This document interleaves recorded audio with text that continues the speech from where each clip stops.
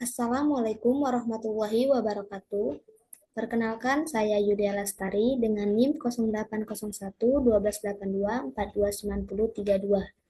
Pada video kali ini, saya akan membahas lampiran soal dari mata kuliah Algoritma dan Pemrograman, di mana soalnya itu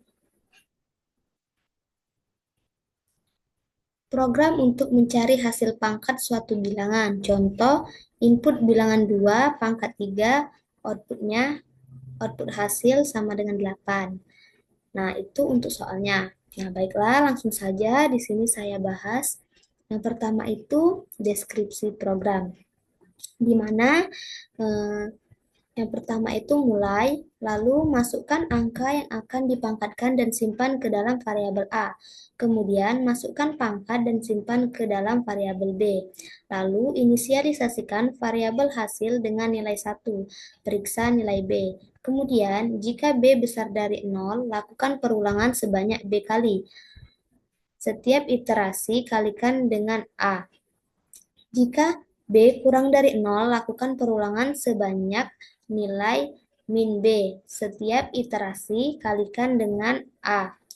Setelah perulangan, ubah hasil menjadi 1,0 per hasil untuk mendapatkan hasil pangkat negatif. Jika B sama dengan 0, maka hasil tetap 1 karena tidak masuk ke perulangan. Tampilkan hasil dalam format A kali B sama dengan hasil. Program selesai. Itu untuk deskripsi programnya. Selanjutnya itu pseudo code. Nah, di sini untuk pseudo code-nya itu yang pertama itu variabel A hasil itu bertipe data double, lalu variabel B dan I bertipe data integer. Di sini kita mulai, lalu hasil itu diisi dengan 1, lalu tampilkan pesan, masukkan angka, simpan ke variabel A. Lalu tampilkan pesan, masukkan pangkat dan simpan ke variabel B. Kemudian kita cek, jika B besar dari 0, maka masuk ke perulangan I dari 1 hingga B. Maka hasil diisi dengan hasil kali A.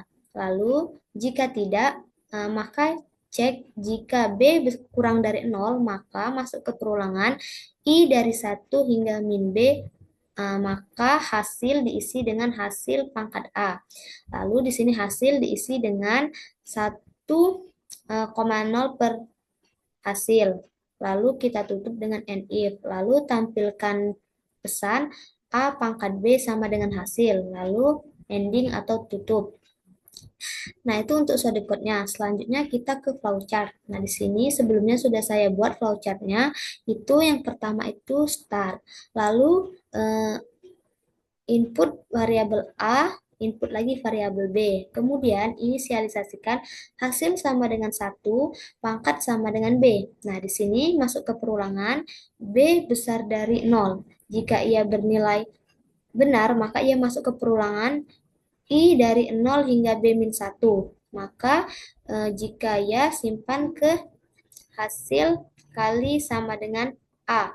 Lalu simpan ke array I++.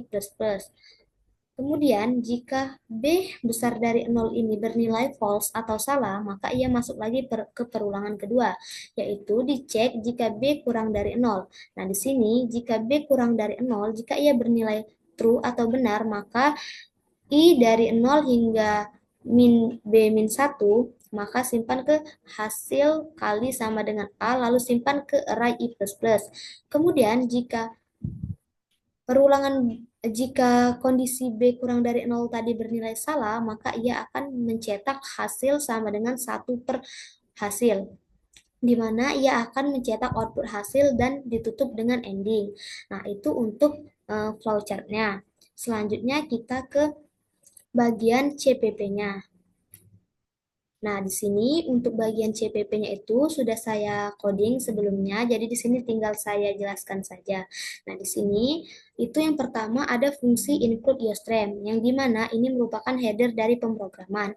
Kemudian ada using namespace std, yang dimana ini merupakan fungsi yang digunakan untuk memanggil fungsi std agar kita tidak menggunakan fungsi std untuk di codingan-codingan selanjutnya. Nah, lalu ada inMind. Nah, ini fungsi utama dan program utama diletakkan setelah fungsi inMind yang dibatasi dengan tanda kurung kurawal. Tanda kurung kurawal ini menyatakan bahwa codingan fungsi utama dan program utama akan dikoding. Lalu di sini ada variabel A yang bertipe data double. Lalu ada variabel B dan I yang bertipe data integer. Kemudian di sini tampilkan ke layar, masukkan angka. Nah, di sini program meminta untuk memasukkan angka. Lalu simpan atau baca ke variabel A. Nah, di sini program meminta lagi untuk memasukkan pangkat. Nah, di sini kita simpan ke variabel B. Lalu di sini ada hasil sama dengan 1 itu bertipe data double. Lalu ada pangkat sama dengan B bertipe data integer. Kemudian kita cek kondisi jika B besar dari 0, maka masuk ke perulangan I sama dengan 0, I kurang dari B, I plus plus. Maka hasil kali sama dengan A. Jika tidak, maka cek kondisi B kurang dari 0. Masuk ke perulangan, I sama dengan 0, I kurang dari min B, I plus plus. Di mana hasil kali sama dengan A. Lalu hasil sama dengan 1 per hasil. Di mana si out A pangkat B sama dengan hasil lalu n lain dan tutup dengan tanda kurung perawal yang menyatakan bahwa codingan telah selesai. Please, kalau masuk jangan berbunyi, aku lagi nge-record. Kalau masuk jangan ngomong Nah, langsung saja kita running.